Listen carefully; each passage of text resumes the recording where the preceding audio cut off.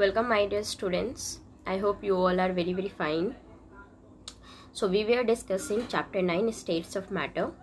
Today we are going to discuss the interchangeability of states of matter. What it means? It means the states of matter can be changed into each other. We can say solid can be changed into liquid. Liquid can also be changed into solid. Okay, solid can change into gas. Gas can also change into the liquid. So these are interconvertible. Okay, we can say. That's why we are going to discuss this topic with the heading interchangeability of states of matter. Now first of all, let's discuss what is the meaning of these melting, solidification, condensation, sublimation and so on. Okay, first we are going to discuss is melting. Melting is the process by which a solid changes into the liquid. Solid change into liquid means you have seen you are eating the ice cream. After some time the ice cream start melting. So ice cream is solid, but when it starts melting, it melt into liquid. The ice cube, when you are taking it out from the freeze, it is solid, but later on it is changing into the liquid. So this process is known as melting. Second we are going to discuss is evaporation. Evaporation is the process by which the liquid changes into vapor or gas. If you are boiling the water, after some time you will see the quantity of the water used to reduce. Why? Because that time liquid is changing into the gas. Okay, so evaporation is the process in which liquid changes into vapor or the gas. Next is condensation. Condensation is the process by which the gas changes into the liquid on cooling.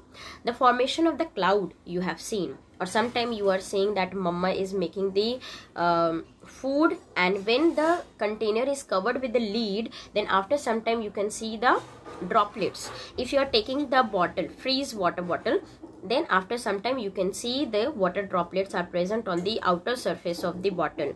So why this happens? Because that time the gas is changing into liquid. Okay, so this process is known as condensation. Next is freezing, is the process by which the liquid changes into solid on cooling. When we have to freeze the ice cubes, we are keeping the water into the freezer, and after some time that convert into the ice cubes. Okay, that process is the process in which water, that means liquid, is changing into ice, that is solid. Okay, so we are going to discuss these four processes one more time. Let's discuss with the help of the picture. This is the common thing what we used to see. First picture is the ice cube. If you will keep this ice cube on the room temperature, after some time you will see this has been converted into the water. This process is known as melting. Okay, after some time if you are boiling these water, okay, then it will convert into the vapor. As you can see, this is vapor, this is vapor. Okay, so this is known as evaporation. Whereas if this gas is again changing into the water, this process is known as condensation, and this water will be freeze into the ice, then it will known as the freezing. One more thing is there, what we are providing in melting, evaporation, freezing and condensation. When we are melting or whenever we are making the water vapor, that time we are providing heat.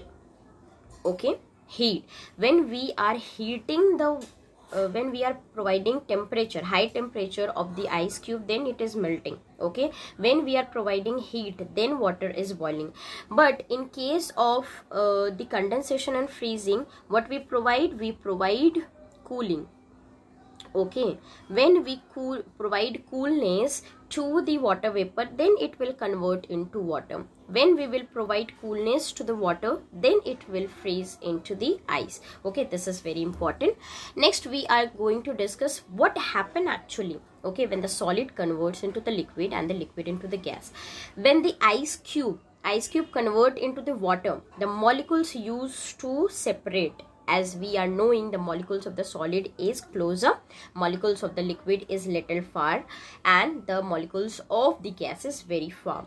So when the ice is melting, the molecules will also go far from each other, and when we are boiling the water, that time also that the molecules will go further. Okay, so these changes also occur when we are converting ice into the water and water into the water vapor. Okay, water only I am taking as an example, but actually the solid used to convert into liquid, liquid convert into gas, and gas convert into liquid, and liquid convert into solid. Okay, so here water is the universal universal solvent and the most common liquid. That's why I'm taking only the example, but the same thing happen in the other liquids also. So I hope you all have understood the interchangeability of the states of matter, and this will help you to understand in a better way. Thank you for watching.